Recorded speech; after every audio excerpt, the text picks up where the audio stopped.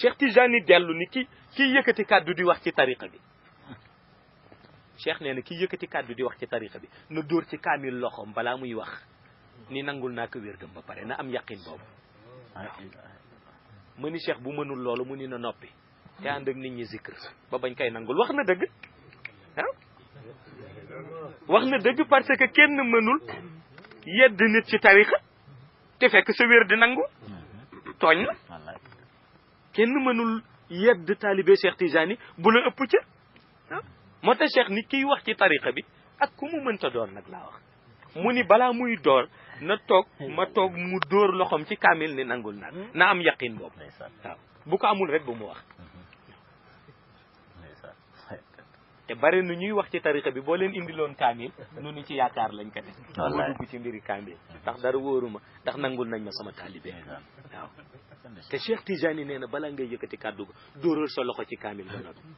sa wax jooju orientation ba na nga ko jële ci man wala nga jële ko ca koo xam ni moment bu nekk mën na la jubbanti sa kàddu ga xam nga lu mu bëgg a wax nee na loolu ngay jàllale di message na nga jëlee kàddu ga ci moom Cheikh Tijani moom ndax mooy source bu sûre bi waaw wala nga jëlee sa kàddu ci koo xam ni par exemple tey boo ko jëlee woon ci Cheikh El Hadji Oumar wala nga jëlee sa kàddu ci Serigne Babacar wala nga jëlee ko ci Baye Niass wala nga jëlee ko ci Cheikh Abbas Sall wala nga jëlee ko ci Cheikh El Hadji Malick na fexe ba ñooñu nga jëlee ca kàddu moment bu ne ci jotaay ba mën nga leen gis loo ca fàtte ñu fàttalee na ko ma ni ko soo ko mënul mu ni soo ko mënul amuloo kasful hijab ku amul kasful hijab warul wax ruux yàlla ca nekk parce que lumière salatul fatih lumière la ilaha illallah lumière jawharatul kamal lumière istighfar nekkul ci jëwu nit nekkul ci jëwu nit ci ruuxu nit ka la nekk tariqa Cheikh Tijani ci la mu reposé mooy ci volonté reposé wul ci taalibe